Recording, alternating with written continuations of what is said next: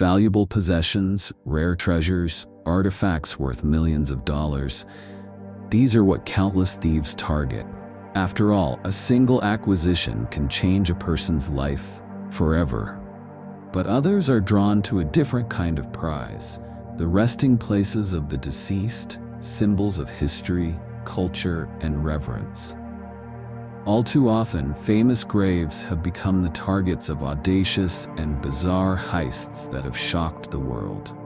Among them, the grave robberies of President Abraham Lincoln, a great American leader, and the legendary Charlie Chaplin, an eternal icon of the silver screen, have left behind stories that are both thrilling and thought-provoking. What was the true motive behind these reckless acts? Were they simply seeking money and fame, or was something far more terrifying hidden beneath the cold ground? What conspiracies were hatched, and were there truly dark secrets behind these shocking crimes? Join us as we uncover the secrets of graves that are not just a final resting place, but a gateway to a world of unsettling conspiracies.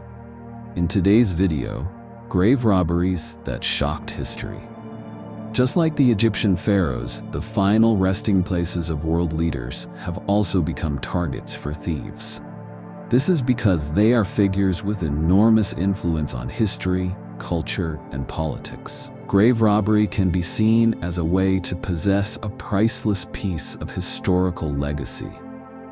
Additionally, the tombs of national leaders often contain many valuable items like gold, silver, jewelry, and other rare artifacts. By possessing these, thieves could gain a fortune large enough to change their lives forever. But some grave robberies have a political motive. Thieves may attempt to create a sensational situation to gain attention or pressure the government. In some famous cases, the criminals even demanded ransom from the victims' families or the government in exchange for returning the bodies. And unfortunately, the resting place of the venerable President Abraham Lincoln was one such case. What did the thieves do at his tomb, and did their conspiracy succeed? Speaking of the greatest presidents in American history, we cannot overlook the name Abraham Lincoln. He was the leader during the American Civil War and emancipated the slaves in the southern states. His Emancipation Proclamation in 1863 unified the nation and ensured human rights and equality. Lincoln's name is also linked to the assassination that shook the entire country in 1865. The words, "The South has been avenged," were uttered by the perpetrator, just as the 16th U.S. president fell at Ford's Theater. After a funeral was held in Washington, D.C., the president's body was placed in a metal coffin and brought back to his hometown of Springfield, Illinois, where he would be laid to rest on April 21, 1865. His journey home passed through many major U.S. cities like Philadelphia, New York, Albany, and Chicago. After 3 weeks, the great president returned home and was buried in a special tomb in Oak Ridge Cemetery, where a large memorial was built in his honor. Many people still visit to pay their respects to this leader. But 10 years after President Lincoln's death, an event occurred that changed everything. The period from 1865 to 1877 was a difficult time for the U.S., as the government tried to bring the southern states back into the Union and rebuild the economy and society. However, many people in the southern U.S. saw President Lincoln as a symbol of the collapse of their slavery-based economy and political power, creating deep resentment. This led many to consider desecrating the former president's final resting place. Furthermore, at that time, many cemeteries burying historical figures in the U.S. were not strictly guarded, and Lincoln's grave was no exception. This is why criminals came up with a bold plot. You are witnessing the portrait of the man who dared to violate Abraham Lincoln's resting place. That is James Kennelly, also known as Big Jim, He was the leader of a notorious criminal gang operating in Chicago in the 1870s. This man had great authority in the underworld and was famous for counterfeiting money. Big Jim, along with Benjamin Boyd, an expert engraver, had pulled off many successful heists, earning a huge amount of money. Unfortunately, Boyd was arrested by the police, which severely affected the gang's operations. James had to do everything he could to rescue his accomplice, and the method he chose was to rob the grave of President Abraham Lincoln. James believed that stealing the body of the former U.S. leader would be the perfect leverage to blackmail the U.S. government, pressuring them to release Boyd. But he couldn't carry out this bold plan alone. Big Jim needed more accomplices. He chose Jack Hills and Thomas Mullen. They were two petty thieves with no experience in major criminal organizations, but they were loyal and easy to control. In addition, James also put his trust in Louis Swegels, a very intelligent man with knowledge of grave robbing and experience in many major criminal plots. James Big Jim Kennelly and his group conducted a series of reconnaissance missions at President Abraham Lincoln's tomb in Oak Ridge Cemetery, Springfield, Illinois. This was a crucial step in their bold grave robbery plan to ensure they could access the body without being detected. At that time, Lincoln's tomb was still incomplete. His coffin was placed in a temporary stone vault without many security measures. This gave James's group an easier opportunity to carry out their plan. Furthermore, Oak Ridge Cemetery was in a secluded area at night and had no security guards. James also took the time to observe the tomb's structure, such as the vault door, stone walls, and the depth of the burial site. When all the steps were carefully prepared, the group began their grave robbery plan. On the night of November 7, 1876, James and his accomplices followed their plan and entered Oak Ridge Cemetery, heading towards Lincoln's tomb. 3 men carried crowbars and oil lamps to carry out the heist. While Jack Hills and Thomas Mullen directly dug up the grave, Louis stood watch and observed the situation.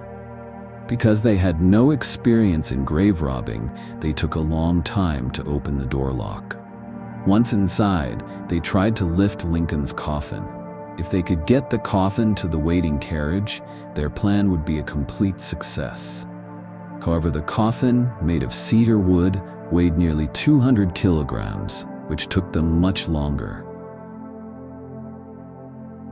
"Freeze, you're under arrest." The voice of the police startled Jack and Thomas, who quickly dropped their tools and scrambled out of the vault. But all the roads into and out of Oak Ridge Cemetery were blocked. The grave robbers were completely subdued. The police examined the scene and discovered that Lincoln's body was still inside the coffin, untouched. The audacious grave robbery plot had been completely foiled. So you might be wondering where Louis was while his accomplices were carrying out the task. In reality, he was an agent of the U.S. Secret Service, undercover in the criminal gangs to investigate. Unfortunately for Big Jim, he had trusted the wrong person, which led to the failure of his operation. The appearance of Louis among the other police officers surprised both Jack and Thomas, and they realized what had happened. The grave robbery of President Lincoln in 1876, although it failed, had profound and widespread consequences for society, the government, and the way national heritage is protected. Jack Hills and Thomas Mullen, the two who directly participated in the grave digging, were sentenced to 10 years in prison for violating a grave and conspiracy to steal a body. James Big Jim Kennelly, the mastermind behind the robbery, was also arrested not long after. Even though he wasn't at the scene, he was convicted as the mastermind who directed his accomplices and was sentenced to 15 years in prison. As for Louis Swegels, He received praise from the authorities for successfully completing his mission to protect Abraham Lincoln's body. The grave robbery made the government realize the serious shortcomings in protecting historical heritage, especially the bodies of national leaders. The U.S. government decided to move Lincoln's body to a more securely protected location to ensure that no similar grave robberies could happen. The 16th U.S. president now has a new resting place and is in a heavily reinforced concrete tomb at the Springfield National Cemetery. At the same time, measures to protect national monuments, not just Lincoln's tomb, but also those of other famous figures in U.S. history, were implemented. A security system consisting of direct protection, locks, and surveillance cameras was put in place to prevent similar grave robberies or acts of vandalism. The failed attempt to steal President Abraham Lincoln's body became one of the most shocking heists in American history. Even though it failed, it had a significant impact on the country's legal and social systems. And it seems the graves of famous people are always a target for greedy grave robbers. About 100 years after the failed grave robbery of former U.S. President Lincoln, a similar shocking incident occurred in Europe. You've probably seen this man on TV, Charlie Chaplin, the legend of the silent screen. Just like Abraham Lincoln, his final resting place was also violated by grave robbers. This is the story of the grave robbery of Chaplin in the town of Courseulles-Vevey, Switzerland. 3 months after he passed away, his grave was dug up by a group of grave robbers who took his body from the cemetery to demand a ransom. Unfortunately, the thieves were caught by Swiss police, and Chaplin's body was safely recovered. After the incident, the family decided to rebury him in a reinforced concrete tomb with much stricter security. This case became one of the most bizarre in history and has been featured in many novels and films. But the questions surrounding the incident remain unanswered. Who were the real masterminds? What did they want the ransom for? And was there a hidden conspiracy behind it all? We will find the answers right here. After Charlie Chaplin's death at age 88, his final resting place became a symbol of success and talent in the film industry. He was buried at the Courseulles-Vevey Cemetery in Switzerland, in a peaceful and romantic location overlooking Lake Geneva.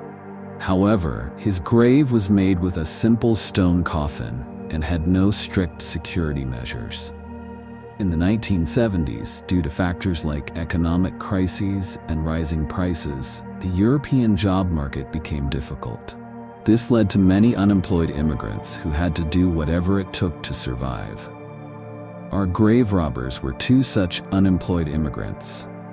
They had a minor criminal history of petty theft and quickly turned to robbing the graves of famous people after they heard about Chaplin's passing. The 2 thieves immediately hatched a bold plan to kidnap his body and ransom it to his family for money. On March 2, 1978, 2 thieves named Roman Wardas from Poland and Ganev from Bulgaria carried out the grave robbery. They took advantage of the night and the deserted cemetery to dig up the grave and take the wooden coffin. They then buried the body in a rural area nearby. After the incident was discovered, Swiss police immediately launched an investigation. At the same time, Chaplin's family received a ransom call from the 2 thieves. They demanded a huge sum of $600,000, equivalent to $2.7 million today. However, Chaplin's family refused the demand and cooperated with the police. Swiss police used the technology of the time to trace the thieves' phone calls, and they were caught after a 2-month investigation at a public phone booth in Lausanne, Switzerland. But when they were arrested, the 2 thieves couldn't remember the exact location where they had hidden the body because it was in a cornfield with no special landmarks. They eventually had to draw a map of the area, and Chaplin's body was finally found in a cornfield near the village of Noville, Switzerland. Immediately after, Chaplin's body was reburied in the same cemetery. This time, the grave was reinforced with solid concrete to ensure no one could ever violate his resting place again. This shocking case awakened European society to the importance of protecting historical and cultural heritage and showing respect for the deceased. Both thieves faced a severe sentence. Roman Wardus was sentenced to 4.5 years of hard labor, while Genev received 1.5 years in prison. The case became one of the most famous criminal cases in Swiss history and has been featured in many novels and documentaries. And it seems the graves of famous people are always a target for greedy grave robbers. 2 grave robberies with 2 different motives, one for political blackmail and the other for personal gain. Did it truly stop at money, or were there other motives that were never revealed? These 2 stories are not just a warning about greed and a lack of respect for the dead, but also a profound lesson about the importance of preserving historical and cultural icons. The stories have concluded, but the lessons from these 2 famous grave robberies will live on.